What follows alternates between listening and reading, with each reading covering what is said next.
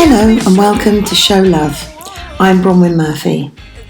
A few years ago, I started this podcast urging us to listen to each other's real human emotions. Wherever you are right now listening, you are probably alone, having your own thoughts or worries that you may or may not have spoken to anyone about. Every podcast episode is different, and here we are with episode 31, still promoting our strong desire for emotional union. And I'm sorry it's taken a while for this episode, but whilst I was going through my own stuff, someone reminded me why I started in the first place.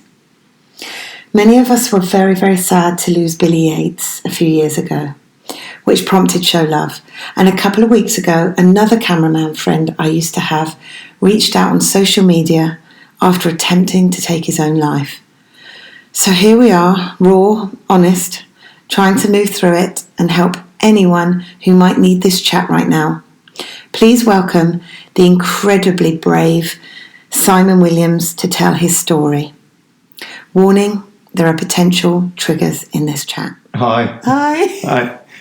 Have you had an intro like that before, ever? No, I feel a bit strange about it, to be honest. I mean, it is quite strange. We're sitting on a bed. Yeah. Having a little chat with a microphone. Yeah, it is weird, especially under these circumstances as well. And, you know. It is. And I haven't seen you in 15 years. I know, it's lovely to see you.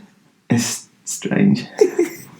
So, firstly, you said you don't want to be self-indulgent. And that this is, not where you're comfortable. Yeah. But we want to know your story, and I'm going to be brutal because you told me to be. Yeah. Can we start with you telling us what led you to attempt suicide a couple of weeks ago? What led me to? I mean, there's various things that have happened, but I guess to sort of make it a shorter version, I presume we're going to go into other stuff later on. Loads of stuff. All right. To make it shorter, I got diagnosed in 2018 with a personality disorder, which I think you already know about, don't you? So, because we talked about it earlier. And I knew I got anxiety, and I knew I got depression. I didn't know I got this personality disorder. And when I got the personality disorder, it was almost like that I'd been given the label then. It's almost like I became the label. Okay, So I did a bit of research on it, mostly off the NHS website, and I was like, okay, that makes sense. So I had these series of epiphanies of my life, really, and it was all quite shocking. And then there was kind of like no real plan of action from the NHS. So I was just left with this diagnosis, and I didn't really know what to do with it. Like no new medication. It's just, this is what you've got.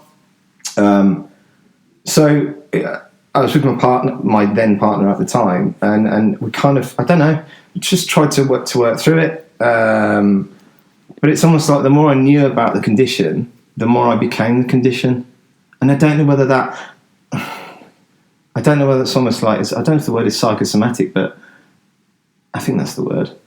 But it's almost like I became this person. The condition, by the way, is known this side of the pond as emotionally unstable personality disorder. And in America, it's known as borderline personality disorder. So why in the UK they've decided to give it this cruel, horrible label, I don't know. Yeah. I mean, it does fit, but it's quite crushing to have that diagnosis. I much prefer borderline personality disorder. I'm sure if anyone else who's got it would prefer the other one as well, the American version. But anyway, so I was trying to work through all of it, and obviously having life's ups and downs.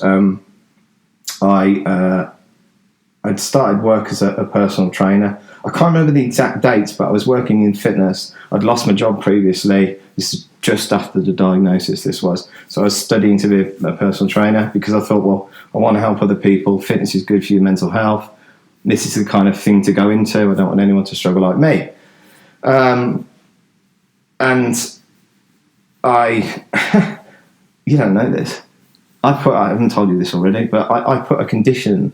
This is how bad things were in my life up until this point. I put a condition on that if I wasn't a successful personal trainer, I was going to kill myself. That was my condition. So if I didn't succeed, this was my last chance. So, and I think I'd started my studies just before my diagnosis. So I've got all this stuff going on, trying to maintain a relationship, looking at all these labels of borderline personality disorder. And then, ended up becoming a personal trainer. Started working in fitness teaching initially. Just like a sip of water. But you did.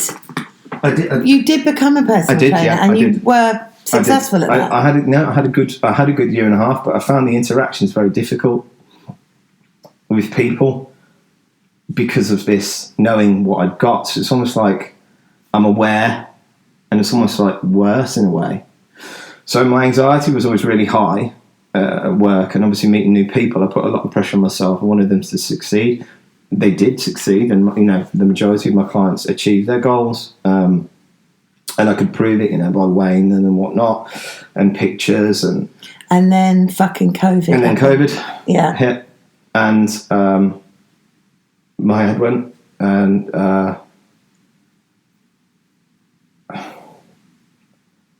it was. I said I wasn't going to get upset from the start, didn't I? So I'm going to try and fight this one. You don't have to fight it. No, but this one I do. I have to at least get somewhere. It's because it would just be really long otherwise. Stop it. It come along. I just knew that it was going to be bad, and I remember saying to the people at work in the group text message, I was like, guys, I think this is going to be quite bad. And a lot of the other PTs are like, nah, it's just a bit of a flu or whatever. And I was like, no, I've studied science, I'm quite sciencey. So I kind of knew it was going to be bad.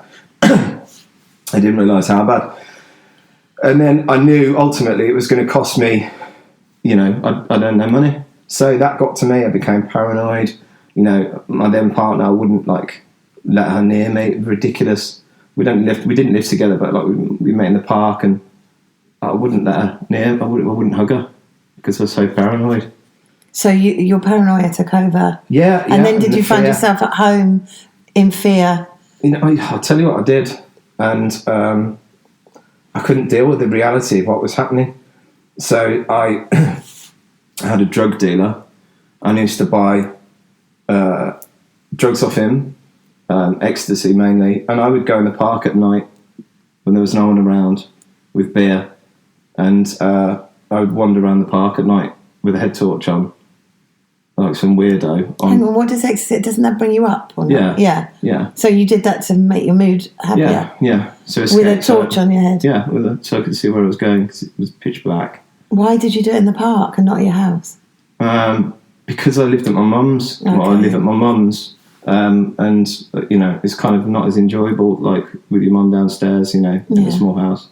That was obviously not going to make your brain feel very stable. No, but it was escape. I wanted to escape my reality. Yeah. And I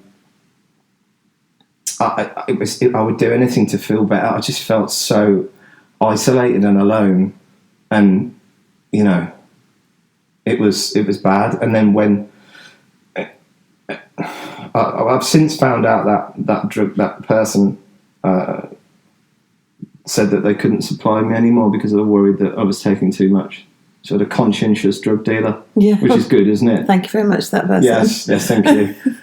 So is this when you were watching the news 8 hours a day? You told me? Yeah. So that obviously wasn't doing anything for your mind either. No, I didn't know what to do. I wanted. My brain needed information. My brain needed to assess the threat. Yeah. That's what I've always done. Yeah. Assess the threat of a situation.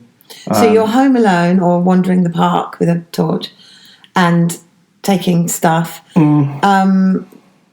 Take me to that day where you're like, I'm done. I was nearly done several times. I mean, after I'll make it short because it's obviously 2 years, isn't it? And it was only sort of 6 weeks ago when I tried to take my life. The second, when lockdown was coming off, the first one, I thought, because I've been so depressed and so anxious and so withdrawn, I hadn't been active with my clients because I didn't know when it was going to end. So then when I knew it was going to end, I sent emails out with much trepidation and anxiety, because I thought, what if they don't come back to me? What if I'm going to take another knock? And the majority of them didn't. And I hadn't maintained a relationship over the lockdown. I hadn't texted them because I'd just gone into myself. They didn't what? Didn't half of them? Most of them didn't reply, right. or came back to me and said, no, I'm not going to go back to the gym because half the equipment's missing, social distancing. And I think I ended up with like 5 or something like that. Got a government bounce back loan. Decided to go on my own because the company I was paying rent to still wanted the same rent with half the equipment missing, so it wasn't viable. Business wise, it just wouldn't. The rent was ridiculous as well. 600 quid a month for a little gym, and it's ridiculous. Anyway, you were struggling financially then? Yeah. And I carried on. Saw those clients outside, and it was okay. Struggled to get equipment, and wasn't really making any money, but it was carrying on. Got uniform, and I've got to give it a good go. Got all my business cards printed and got website done, and then the second lockdown hit, and then that fucked me.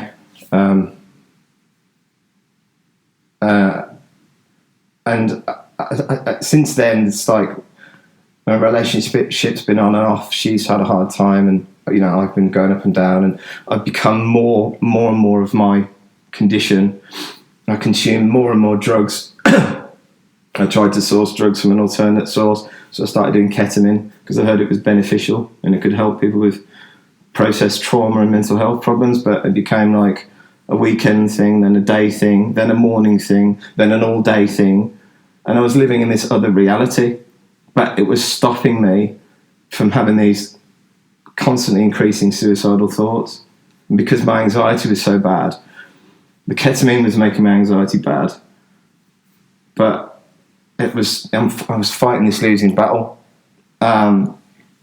You said that you feel like you have, like there's voices, or you called them suicide flies. Yeah, not voices. Yeah, sort of buzzing around you. That's only recently. That's after the event. Right. That's after the event. So you didn't have that before? No, that was like I was trying to find reasons to hold on, and by like drinking or taking drugs, I would stop. I know ultimately, I know how it works. Like if you take drugs, you feel worse the day after and all that. And I know it works, but it was about that small moment of escapism where it would subdue the thoughts. But and then about 6 weeks ago, I didn't tell you about my dog. Go on. So this is mental health brain shit, be all over the place. This podcast probably would be good to turn off, but they won't stop it. People, there's a lot of people that know you as well that be listening. I know. But and they want to know your story. This is another thing. See, I don't remember all of it, and some of it comes back to me sporadically. So I was on one of my walks in the park. I used to go and walk in the park because I thought, right, maybe if I walk, and I can't motivate. I'm too tired to exercise because the depression's so bad. I've got no energy to really do anything, but I can just about walk. How are your arms so muscly then if you're not exercising? Because I am now. Right. I wasn't then. Right. When are we talking now? This is the end of last year. Yeah. Right. So I'm just trying to bring the dog into the perspective of the story. This is complicated, see.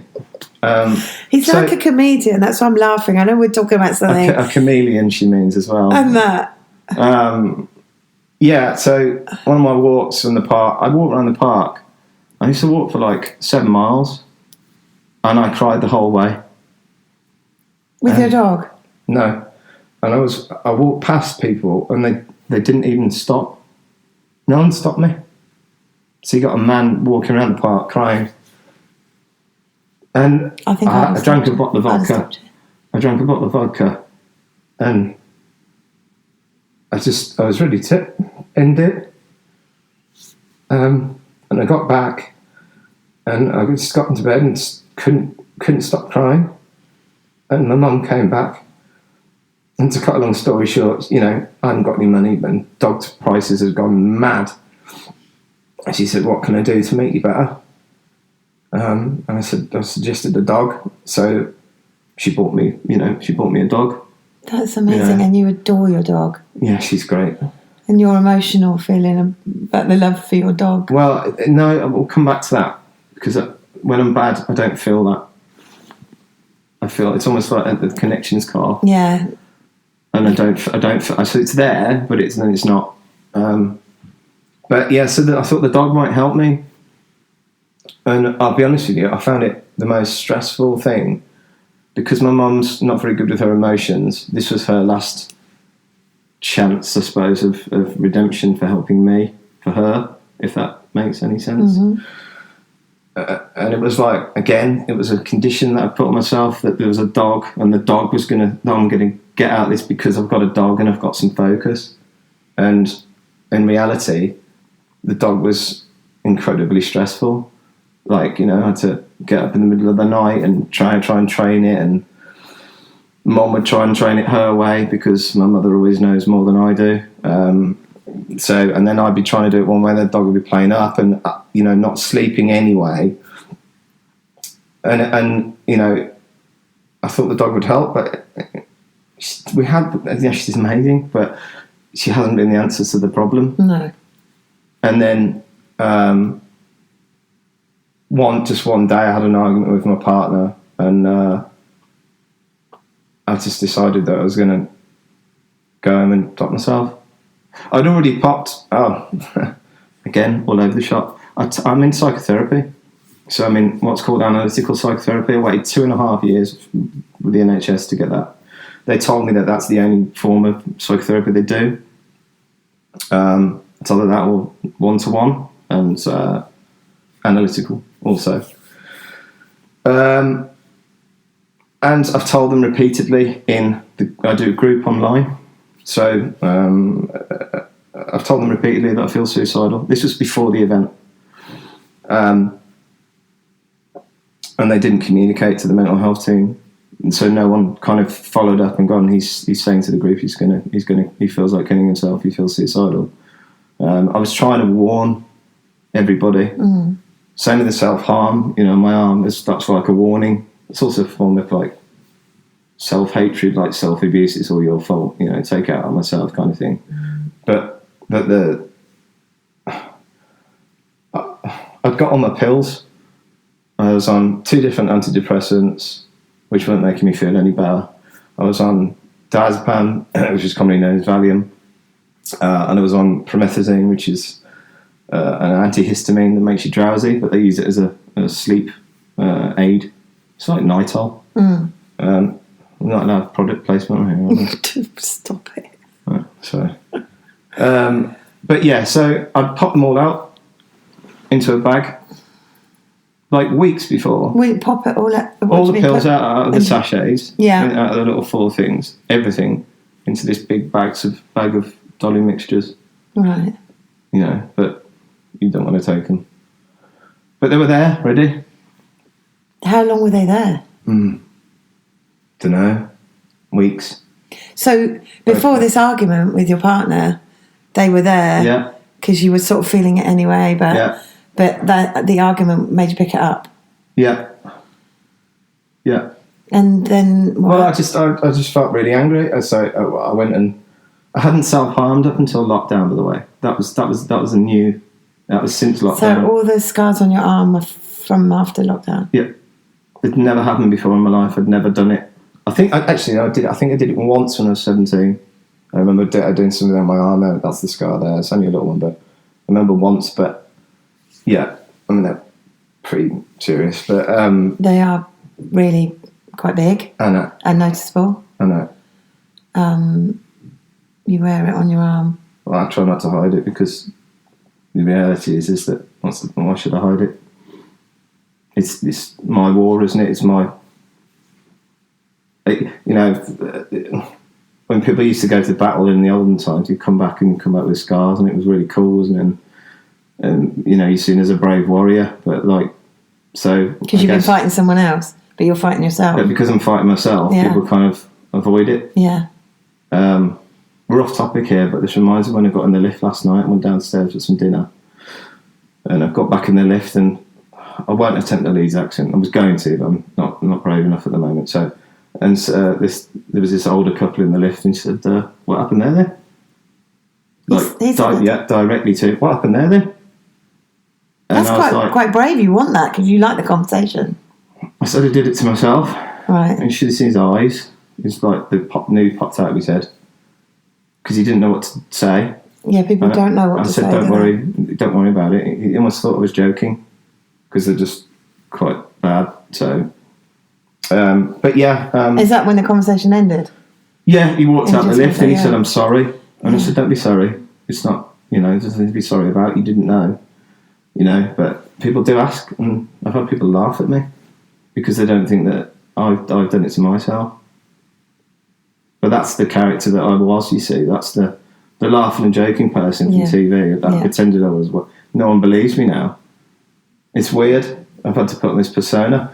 But yeah, going back to the bag of pills, I just got back and I thought, right, that's it. So I got a knife and I did that to sort of like, you fucking deserve this.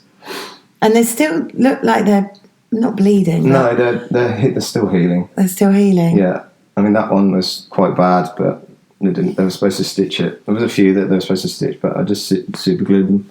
You super glued? Yeah, because I didn't want to go to hospital. You say it so matter of factly. There'll be people listening going, "What?" I know. Well, it happens, but I think people do it, and it's a horrible, horrible thing. But so, did you cut yourself before you took the pills? Yeah, I cut myself before I took the pills, and also the earlier scars, by the way, was to stop me from killing myself before. Yeah, because they kind of relieve some sort of they did inner pain. It releases pleasure endorphins, I think, because of when you're in such heightened state of anxiety. Right. We're reading about this book. Don't know the exact science behind it, but that's definitely not a science kind of thing. But that's what people say they do it for. Yeah, initially yes, but it stopped me from, having the suicidal thoughts as bad. Mm. So like a little bit of punishment would stop me going over the edge.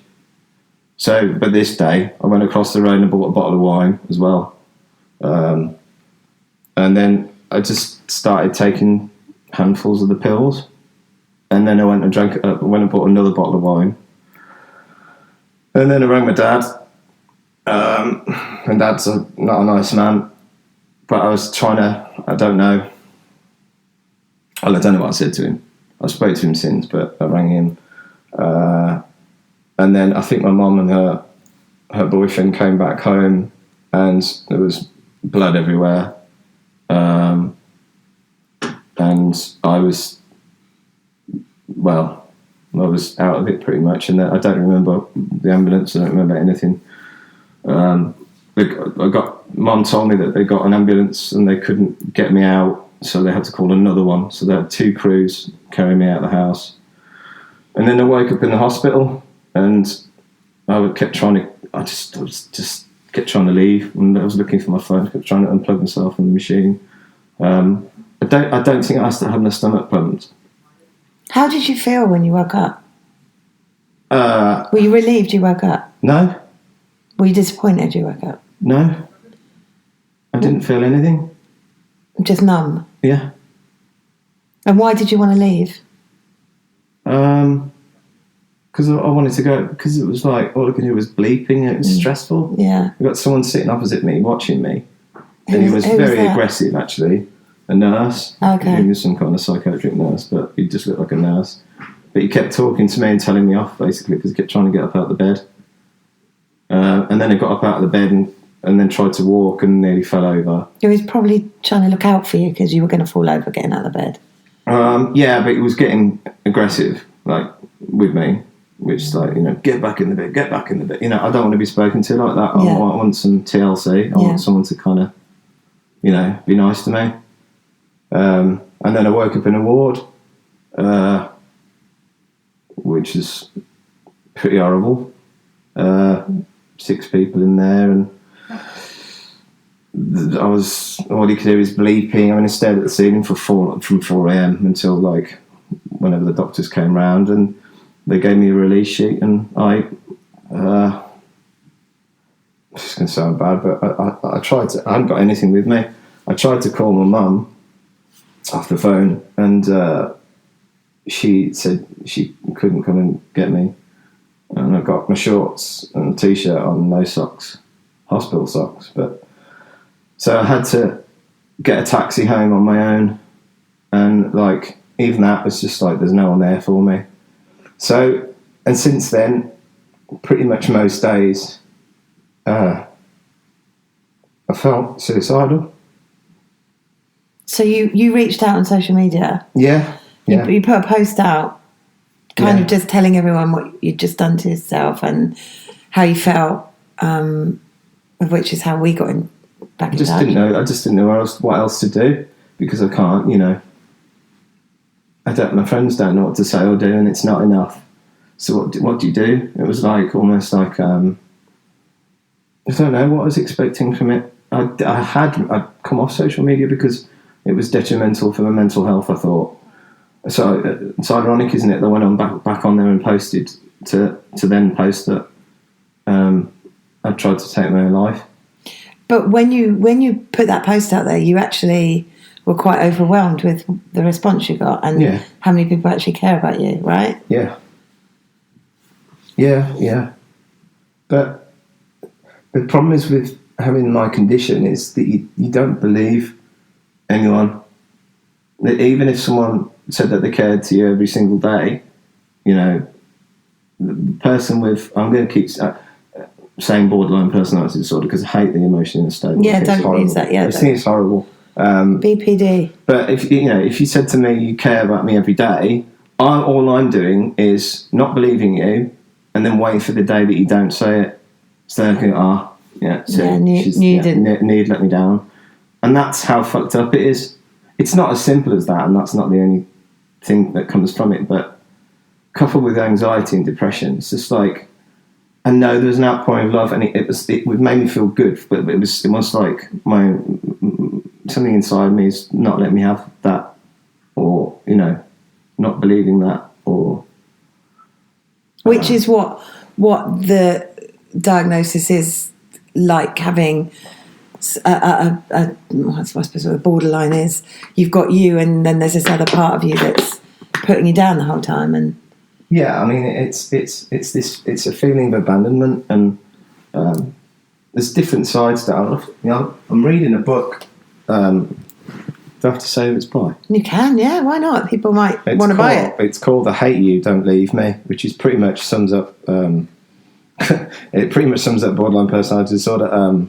It's by Gerald J. Kreisman, MD, and Hal Strauss. And I've only just started reading it because I've struggled to concentrate, but I'm now of the mindset that I've kind of gone through all this and I've still got these suicidal thoughts. But the reason that I'm doing this is because I want to try and help other people, I suppose, ultimately, and that seems to be my destiny now. Which is why you're doing the podcast. Yeah, and I think more people need to speak out about it, and it needs to be normalised. This mental health conversation needs to be normalised. Like, I know you said earlier, I can't believe how matter of fact you're speaking about it, but I think it needs to be spoken like that, Well, you said to me, before you read that quickly, that it's like if somebody broke their leg. You said this to me the other day on the phone. And it's like, oh, you broke your leg, or that's awful. Yeah. You talk about it so matter-of-factly, but nobody talks about, suicide or BPD or any of these things. It's all like the scars on your arm. It's like, oh, I'm sorry, and nobody talks about it. They don't know what to say. So they seize up. And you think that we should be just talking about it more. I do. I know. We're saying we are, and I think the government announced that they're going to rewrite the Mental Health Act. But from my experience with it, they're not adhering to the current act. So why are they going to rewrite the act? But even rewriting the act is still not. It's still not giving people the empowerment or the confidence, or I don't know. There's always that thing of when you see people, hey, how are you doing? And everybody says, I'm fine. And it's always that small chat response. Whereas now I go to the gym where I used to work. I've only just started going back, so that goes back to you asking about all the muscles. I've only been going back for about... I love that. It goes back to you asking about my muscles. Right. I probably did fawn over his muscles a little bit. You did, but then, Jesus. He's got quite big muscles. You'll see it in the picture. We're going to date later. later. Earlier, didn't you? Well, Yeah. I imagine that. No, you didn't imagine Don't that. make out that I've imagined it. No,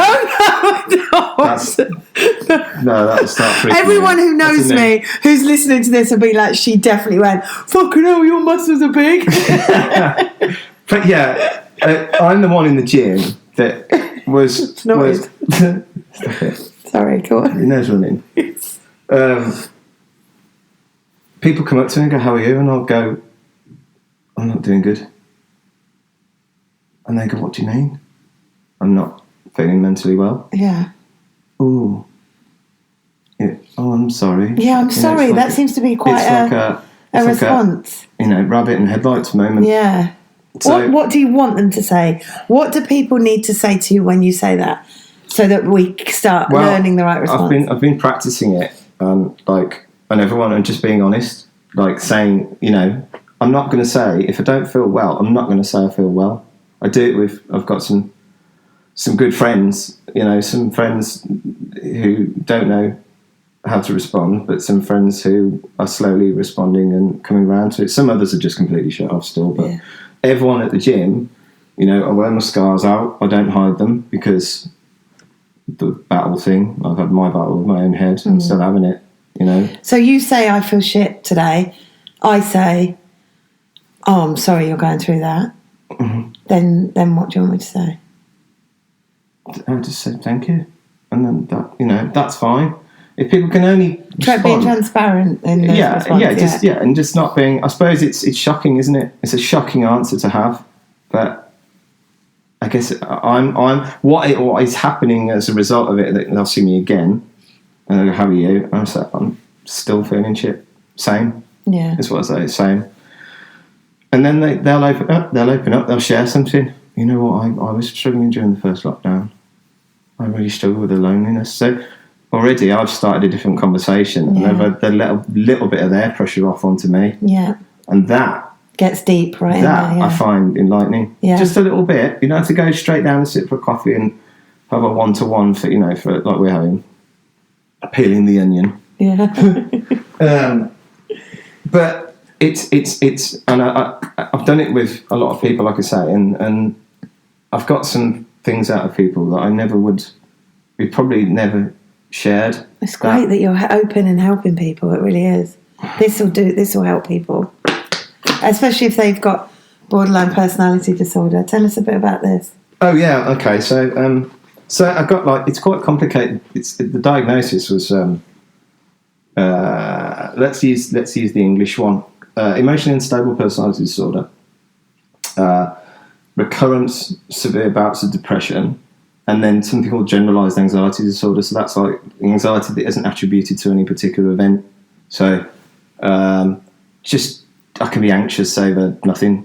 Like somewhere's too busy. Tends to be for me. Busy places that are too hot. Like busy train, busy tube. Oh no, I can't deal with that even now. Hairdressers.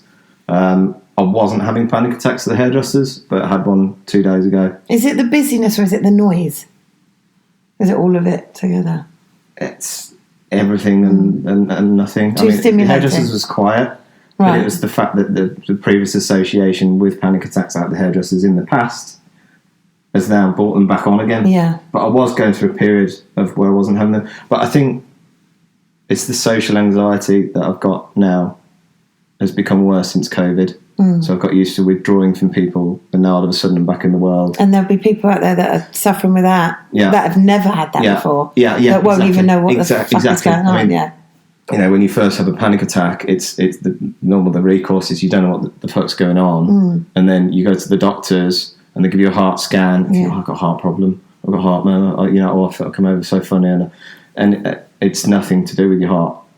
It is sometimes, obviously, it's better to have an ECG and check, but if you get this sudden overwhelming feeling and your heart starts racing and you go hot and sweaty and whatever, it's probably a panic attack.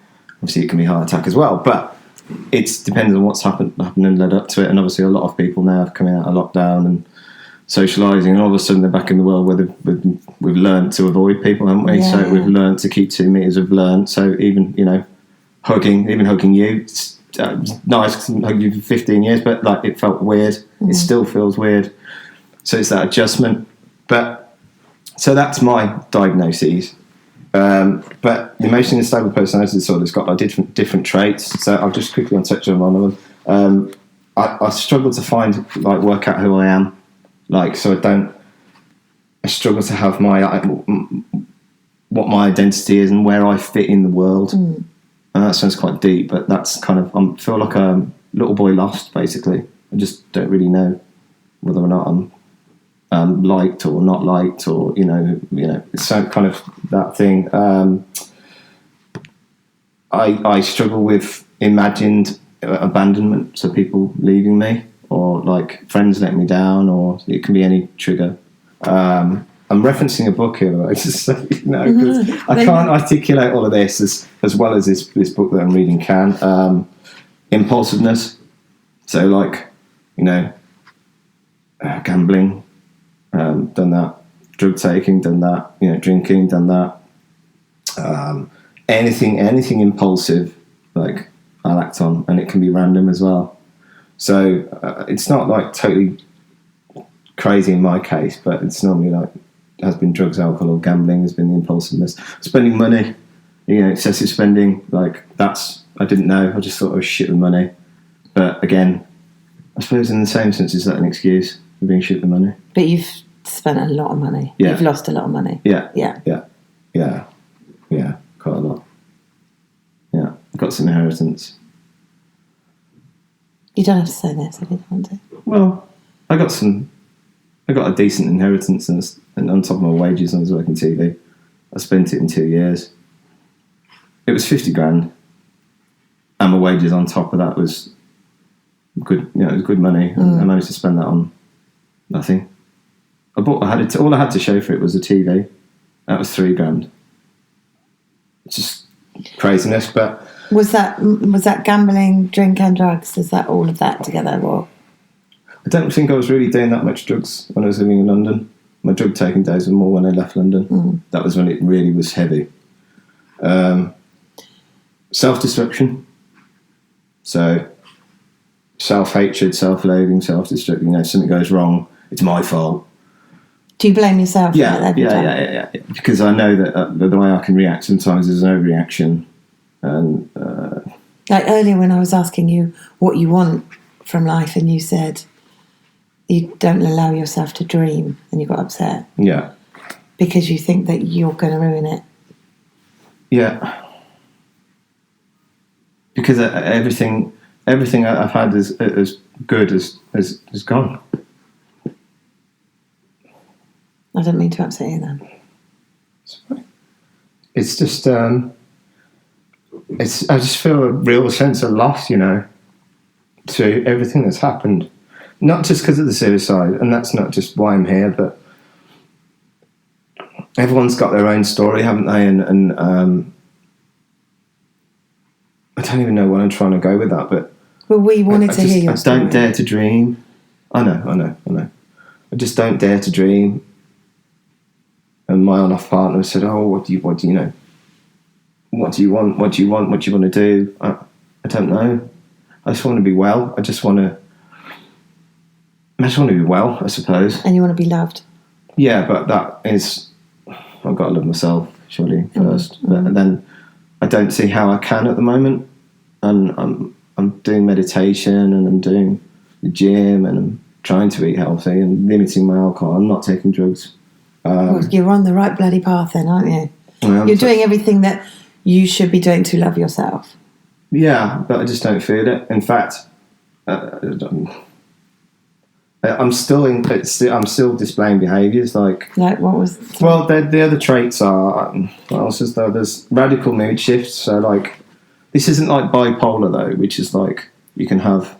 I don't know how many times I've said like in this. No, it's fine. I think I said it a lot. Is that your Birmingham? Is it? I haven't noticed it. And No, God, no, you haven't. No? Stop it, being conscious. Forget that. No, I was just having a chat. It is looking at me then. And that's the mood shifts right there. Mood shifts. Right there, you saw it. Yeah, you heard it. Witnessed. He's like 1 second really sad and I'll distract. the lip is quivering and you're about to cry, and then you'll distract to make silly jokes, which I've known you've always done that in the time I've known you. Yeah. Everyone who knows you from TV knows you as like, jokey and silly and a little bit angry. Yeah, the anger actually is yeah. But the mood shifts aren't. They can be like I did it again. They can be. I'm going to have to say it again now. No, just say it. Up and down in an hour. So. Well, we've been here about half an hour and you've been up and down a few times already. There you go. See, I don't see it. But I'm seeing it more now. I'm more self-aware. Whereas someone with bipolar might have like a week of bad and then, like a really high. But for me, now I feel like I'm getting to know it. And if you're patient and you know it, then it's quite easy to... But I suppose, but I'm on my best behaviour here. Oh, you know. Well, yeah. What would you be doing? But, I'm smashing up the place now. I'm joking. God. I don't know. I think with family and those close to me, I haven't seen you for a long time, so I know we have a history of working together and whatever. It is different, so I will display it differently. Yeah. I'm trying to make it matter of fact. I'm trying to explain. So you won't see that side necessarily because I'm hiding it. Yeah. But all these different... There's more there. There is Raging more. ball. Always half empty. Yeah. So just feelings of emptiness, that is. So, but like chronic, just doesn't matter. TV, watch TV, and it's not. I don't know. It's just not really interested. But dealing with all these different anger. Yeah. Anger's one. Not sleeping as well. You have insomnia. Is bad. And you wake up very early in the morning feeling... Yeah, I wake up a lot in the night. You being diagnosed is probably better now than... Because you attributed it to be stuff from happening in the past. Yeah. You had a massive loss. I was going to say about going back and working in television, and there was this particular day where you were the best man at a wedding and you had a massive thing happen to you, which you originally thought that this was spiraled from that a little bit. Yeah, and this is how it's almost complicated, and also complicated to listen to. But I think if you've got a mental health problem, it will be, everything is, it's like a big jumble of cables that are all just tangled up together.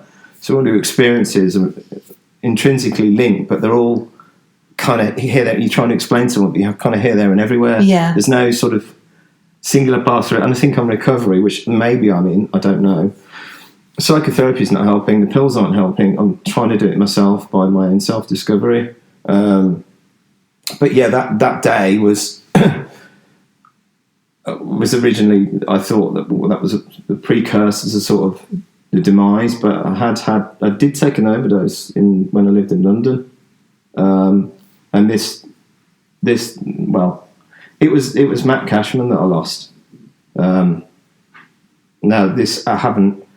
I'm going to have to really struggle to tell this story, but it was my best friend's wedding day. You've got a few best friends. Matt was definitely one of them. He got me into TV.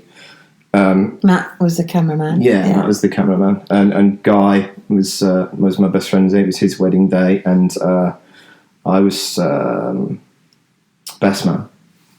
And Matt was head groomsman. And I woke up in the morning and Matt had left me an answer phone message, and it was strange.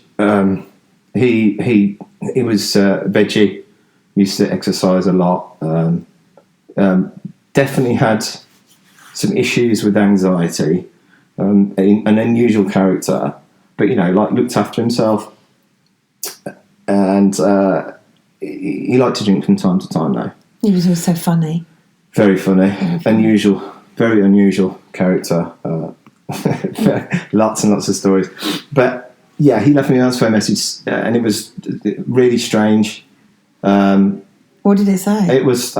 He said, "Hello, mate. I'm picking up Hugh's car," which was his uncle.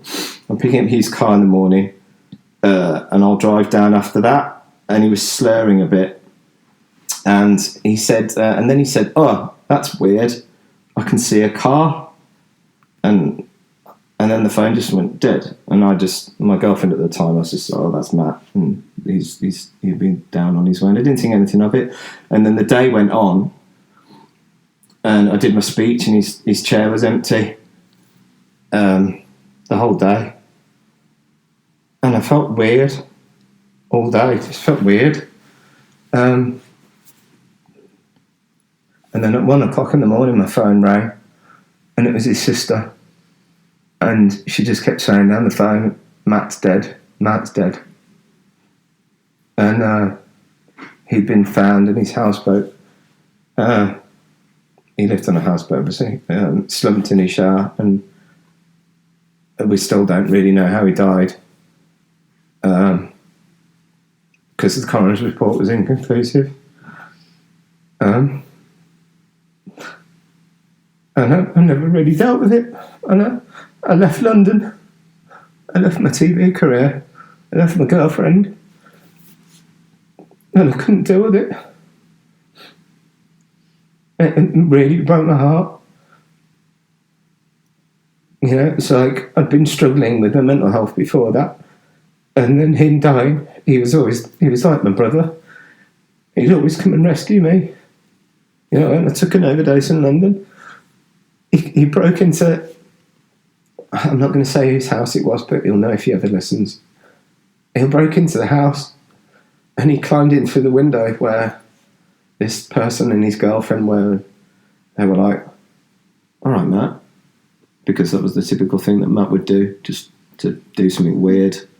And then Matt ran upstairs and I was okay. It was more a cry for help than an attempt like this last one was. But, you know, when I struggled, he'd just pick me up and we'd do stuff. He wouldn't say what we were doing. And we normally go climbing, in fact, when I was struggling. But we wouldn't really talk about it as such, but he just knew what to do. Mm. And he used to drive with his feet on the motorway, which was really worrying. Did you know he used to do that? No. Yeah. What do you mean he used to drive? He would have his seat reclined and he'd have his laptop and we'd be listening to really weird music, as usual. And he'd drive with his feet whilst selecting which tracks he was going to put on next. Wow. Down the motorway. I mean, he was a wild one. Yeah, he was, yeah. Yeah. But yeah. But he was there for you and you had support with him. Yeah. And when you lost that, you just ran away. Yeah. I left London. And that's why a lot of us haven't seen you for so long. I didn't know what to do. So I left the industry effectively. I did a couple of jobs and I just didn't feel right down there. So and I left. You wrote a thing that I saw and it said that you went into sales and then you worked at Fitness First. Well, I worked in a pub to start with. Oh yeah, but you kind of lost. You did really well at these jobs and then you lost them. Yeah, I worked at a pub. And that was weird, going from being a TV cameraman assistant and doing these glam jobs, and all of a sudden I'm working in my local where I used to live. Is weird, but it was that I didn't have to face the loss. And do you think that helped in any way, or do you think I just buried it? I buried it. Yeah. And then I worked at Fitness First Market, and they don't exist. Do they? They do exist. I think they do exist. I think so. I think they do. Yeah. Product placement. They paid more for that. Stop. Anyway. Sorry, I'm deflecting. I need to get away. You're in your own words. You were super confident, funny, the life and soul of the party, but you're hiding. Yeah. Which is what you... I did really well.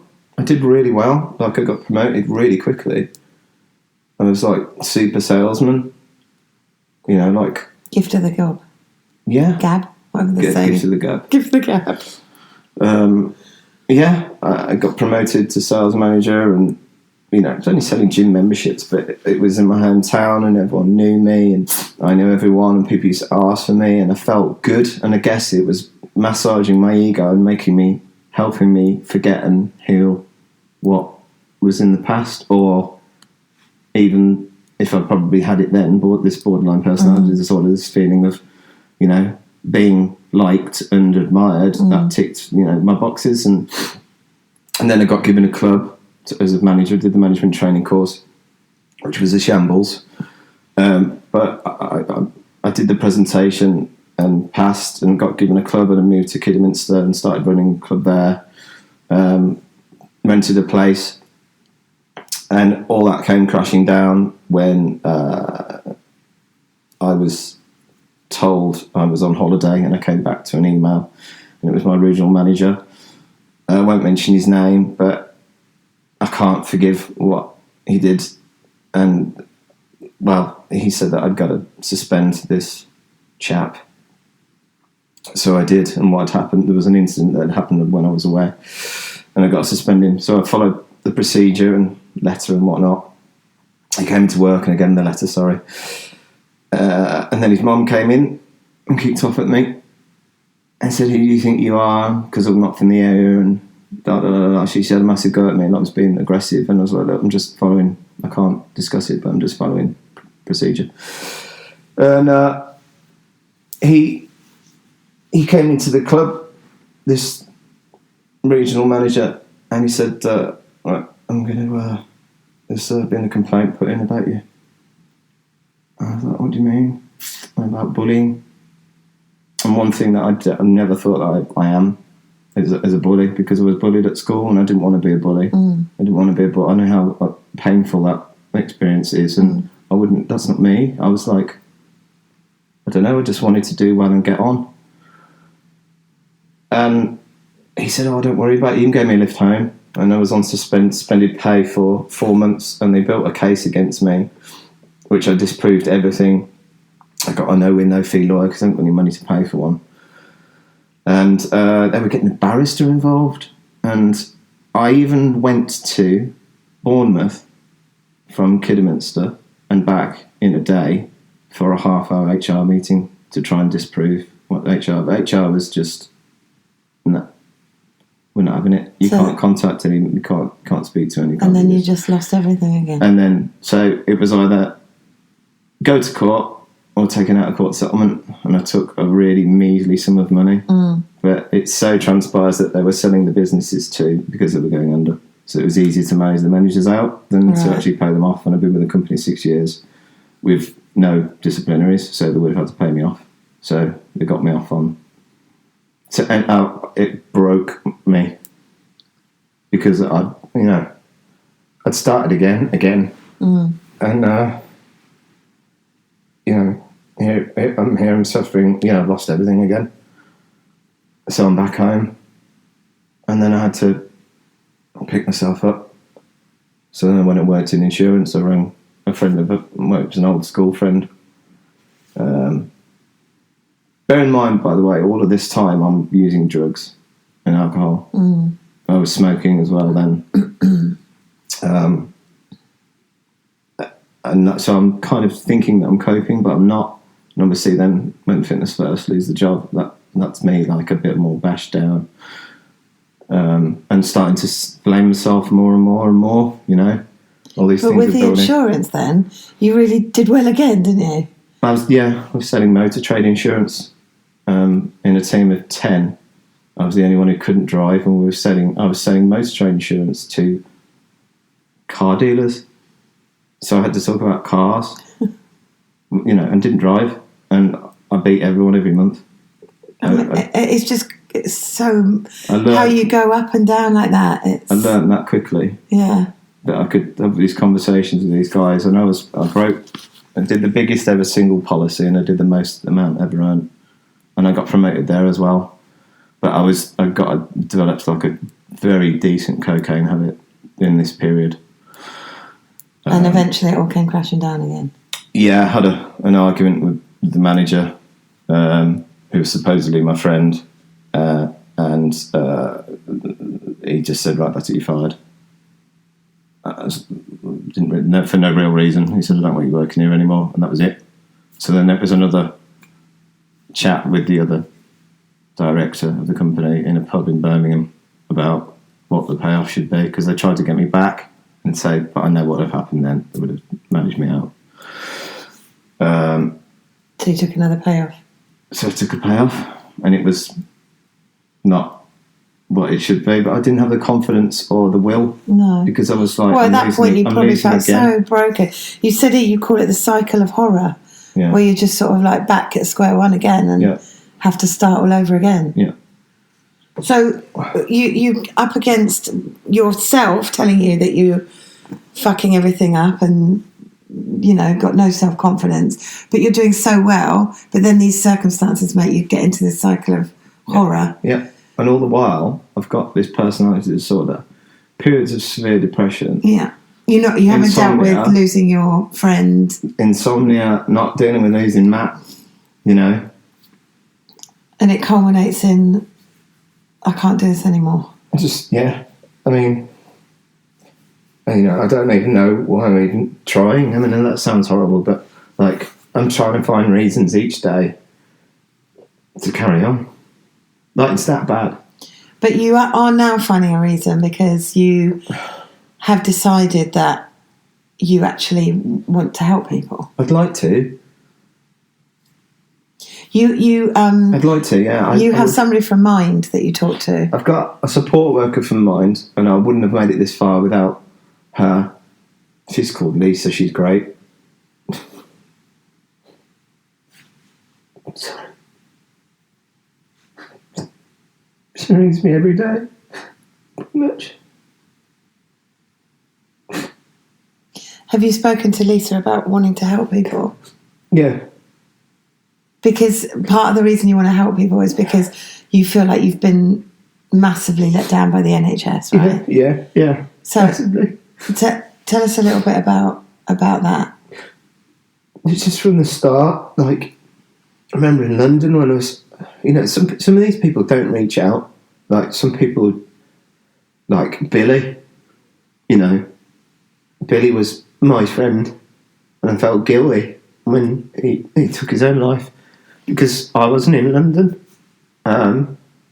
You know, I couldn't face it to getting back in touch, and I felt guilty. But like, I've gone off track here a little bit. But we all felt guilty. We wanted to. We just feel like if we'd have spoken to him, we might have changed something. That was my point. Sorry, was that if he'd reached out, then maybe someone could have helped him. Yeah. But in my case, and I know at least one other who's had a similar experience to me. Like, I've been reaching out and going, I know this isn't right. Help me. Like, when I lived in London, I spent thousands on CBT, aromatherapy, hypnotherapy, Chinese medicine, acupuncture, counselling. You know, just trying to deal with my anxiety and my insomnia and the depression. This is in London. And I kept going to the NHS, and they didn't diagnose me properly. They gave me a personality disorder diagnosis, but didn't say what kinds. They didn't know, but didn't chase it up. And obviously, you know, when you're not feeling well, it's not like you're going to hammer the phone to chase them up. Yeah. And then, obviously, living in Birmingham now and working with, trying to work with that team, they forget to write prescriptions out. They'll write them out wrong. They'll write them at, they'll say they'll call you when they don't. They've even said that I've attended appointments and that I'm fine, and I haven't even been to the appointment. That's terrible. And even just the not calling you when they say they will send you into a spin of feeling like massive. That is, yeah, massive. It's massive impact. And again, you know, part of the reason that led me up to the point of like me attempting my life was them letting me down repeatedly. You know, I mean, I know the law because I started a course in mental health, didn't finish it because my mental health got worse, ironically. But I did the law, so I did a 15,000 word write-up on the acts and the law and the Mental Health Act. So I know that they're not adhering to it. So that's given me a bit of fight, but obviously my own experience is horrible, and why should anyone have to experience that? It needs to be better than it is. So the hard thing about it is I know everyone says the help's out there if you need it, but I'm not sure if it's different in London to north of London, but my experience is they're not helping me. I'm on analytical psychotherapy. I had to wait 2.5 years to get that. and it's group. If I wanted one-to-one, I'd have to wait another year. So that's 3.5 years of, waiting. And then it's 2 years this psychoanalytical psychotherapy is. And we could have lost you in those 3.5 years. Yeah. This is the thing. I'm supposed to have something called dialectical behavioural therapy for my... Well, I've read it's the best type of therapy for my condition, and they said point blank that they don't do it. And then just 2 weeks ago, they said that they do it. So I've had to... So they've changed their mind? Yeah. This is what they do. And they also told me that medication doesn't really work for my condition. So I've been on the same antidepressants, not monitored, by the way, for 16 years now. I don't think they do anything, but I just take them because I've been told to. What happens if you don't take them? You get withdrawals. Right. But they say that they're not addictive. Right. This is what they do. So it's all like... It's not being upfront and honest, but I'm the one who's got good insight, you see, and I'm the one who fights back. And I go, well, that doesn't make sense. Yeah, good. Yeah. Rather than being downbeaten. Because there'll be some people downbeaten that aren't doing it. Yeah, they don't it. like that. That's why I'm trying to fight for it. Always been a fighter, though. Well, if I don't fight, I won't get back up. Do you know what I mean? But so you've got to the point now where you're like, I want to help people like me that, like you said, you fall through the cracks a little bit. Yeah, I've reached out and I've done like mental health walks during lockdown, and I think the difficulty is that I'm not undermining anyone's experience, and it's horrendous. Mental health is like genuinely horrendous, but some people are more profound than others. So some people it's more obvious than others. We've all got mental health, but you mean mental health conditions? Poor mental health. Yeah.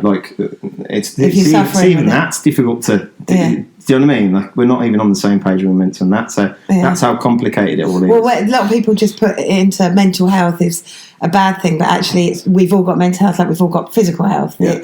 You've got to look after both of them. But normally, in reference, it's bad. Yes. No one ever goes. How's your mental health? It's great, thank you. Yeah. But your body looks like shit. You know what I mean? That's me. No. Pointing out. But no. But you know what I'm saying? It doesn't work that way around. It works around, and people look at your physique and they'll go, "Well, he's, he or she is fine." Whereas upstairs, you fucked. Totally. You've had it. Do you know what I mean? And that's wrong. But what I was trying to do was trying to identify with people. So I was trying to reach out, and I was doing mental health walks, and they were quite profound and didn't really have much insight. And, I had some good conversations, but it was very one-sided, and it was interesting, but, I can't relate. Well, you told me I think there's one particular... I'm laughing because you made it sound really funny, but it was probably horrendous at the time. But you went on a walk with loads of people, and they all had different... Yeah. If you could see his face, he's funny. That's why I'm laughing. Yeah. I don't want to... I suppose I can make light of it because... Make light of it! I've got poor mental health. But one was on his own walking at the front about 20 metres in front of everybody else. One at the back that was with another one, but they weren't saying anything to each other. And the one that was with me was telling me that all the others were trying to kill him. So, and then there's me talking the way that I can and I do. I know I swing a bit, but I can articulate. And I just felt like I don't belong here. So I've all the groups that I've been to and online as well with the charities, there's some lovely people there, but they've got learning difficulties as well, or they're more profound. Rarely do I see, I haven't met anyone like me yet, male or female, that's got good insight, but it's got mental health problems. So I figured I would try and set something up where, it's literally just in idea stage at the moment, but just in my hometown initially that I would share because I've got the experience and I can empathise and I can know exactly where they're coming from. And by all accounts, I give really good advice. I'm told by my friends that, I'm working with at the moment, sort of practising this form of, it's like sharing your experiences. It will be somewhere to come and chat and let it all out. So, but I suppose the idea is initially I'd need some help with it for sure. But I mean, chairing it, I'm happy to do that. I mean, someone else would maybe sit with me, but in terms of getting the ideas and stuff together, and it would be a Facebook group initially. But I need help with that because I can't do all that on my own. And some days have good days, bad days. Well, if anyone wants to help, yeah, hint, hint. But we'd sit round in a group in a circle, I suppose, and it would be like, you know, an American style where you kind of can share if you want to. It's free as well. Initially, I'd obviously, if I'm putting time into it long term, I'd have to somehow make some money out of charity or whatever. But support people mainly. And you can talk if you want to. You don't have to if you don't want to. But it's about sharing, you know, and everybody feels like they're in a safe space, and, you know, even making some friendships. That's another thing as well that you're not allowed to do with the NHS if you're in therapy. You're not allowed to exchange details with each other, so you can't talk at all. That's so it's very clinical. But you might need the support outside of that. Well, that's the problem, isn't it? So the group would be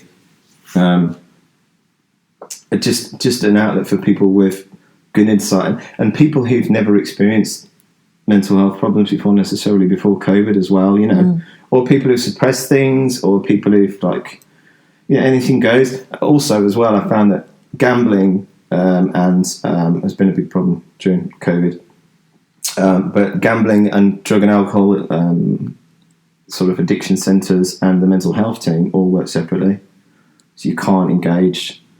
But what I would try and do is, obviously you can't tip high or, you know, drunk, but, you know, I'd try and get everyone in with all kinds of problems, and we'd just share and, you know, validate each other's feelings and sort of, that would be it, really. But it'd be good for the loneliness too. Yeah, and you know, just making that connection, face-to-face that connection that I think we've lost. Yeah, and there's nothing like that I know of that I can find. I know there's one-to-one things, but well, like the one that springs to mind is that you'd call the Samaritans, which you said actually when feeling suicidal, it's not really something that. It's the last thing that you do, but that's I suppose that would be one of the problems with the group, is how do you target these people who aren't wanting to reach out? I suppose making you more identifiable with them, then that would make them reach out more. But for me, it's another stranger on the phone, and when you're feeling suicidal, all you do want to do is push everybody away. So it's almost ironic in that if you're struggling, reach out. But I had a self-harm episode, and my mum did try to ring the Samaritans, and they were engaged. And we tried to ring the home help team, the crisis team, the mental health, and they've never rung me back. This was about 6 months ago. Mine was engaged, but they've been very good and supportive for me, but they were engaged. Then we rang 111, we were on hold for an hour. Bloody hell. So they are saying the help's out there, but unfortunately the demand at the moment is outstripping, you know, what they can provide. Everybody's overstretched. So, I mean, to the extreme. So somewhere you could come and just have a chat. Yeah. Sometimes you reach out to your friends. I had a moment where I reached out to some friends, just putting this on me for just 30 seconds. No. And good group of friends, had them for a long time. I had a wobble about some certain things that were going on, and I reached out and was told, "Oh, we'll call you." And I was in the studio. I was like, I can't talk now, but never heard from them after that. And they assumed I was being pissy, or because I went in myself. Then I was like, well, obviously you don't care. Please, I just want someone to hear me out. I'm wobbling or whatever. And I now feel like they can't be bothered with my drama or whatever. So there's also that moment where you sometimes might reach out to a friend and they just don't want to know your bullshit that you're going through. Have you had that too? I had it when I posted on Facebook. Did you? Yeah. From your real mates? Yeah. Well, and people who are, you know, like yourself that you used to work with. I've had like initial messages and then, you know, I'll call you and no phone call. So, I mean, everyone's going through their own thing. I understand. We understand that. I understand. But like, then don't say it. Don't dangle the carrot if you don't. So that's something, especially with borderline personality disorder, I struggle to cope with. Is waiting for that moment where someone's going to let you down. You're waiting for it to happen. And I suppose through what I've experienced, it's arguable, even if I hadn't been diagnosed with this condition, then that I would probably feel that anyway, because of all the bad experiences I've had, all the letdowns I've had. Breaks your heart though, doesn't it? Yeah. It hurts. Yeah. I just wrote here, you're going to replace those suicide flies buzzing around you with humans who need your help to listen to your experience and what they're going through. So contact you on your new email. Yeah. Life is precious, 1234 at outlook.com. So I guess it can be about anything, really. Anything goes. There's nothing weird. Nothing too weird anyway. But, if people want to share something, I'd like to get in touch. And I think there's a lot of people out there who haven't maybe realised that they feel bad or won't admit to it, or they're hiding something from their family and they're holding something in that needs to be. I always say I'm like a pressure cooker, and I'm at 100% when I'm full. I'm ready to, and that's when I'm at most at risk of doing something silly. And if you can just let 10% out, then that helps. And I think that's what I'd like. And obviously anyone who would be interested in sort of helping me put a group together, or who wants to talk about their problems, I guess. I give good advice, apparently, like I say, but just not to myself. I'm not very good with myself, so. He wants to love you too. Write to Simon, Life is Precious 1234 at outlook.com, and make this an open conversation. Absolutely. Thank you so much, Simon, helping so many people by sharing your story and yourself. You're such a wonderful, brave man, taking each day as it comes with meditation and hope. Trying to spread compassion and empathy, as it's what we all need right now. Please keep talking, everyone. Love you for listening, and don't forget to show love. So much to get through. I know I'll start it in a minute or two. Lay back in bed, reminisce instead. Let's plan it all in my head. Procrastination, self-stimulation, instant gratification. I'm self-medicating, therapists recommending more meditating, wasted education. I need more admiration, and I don't wanna bother with today. I pretty much missed it anyway, might as well stay, and I don't wanna bother with today. I pretty much missed it anyway, might as well stay,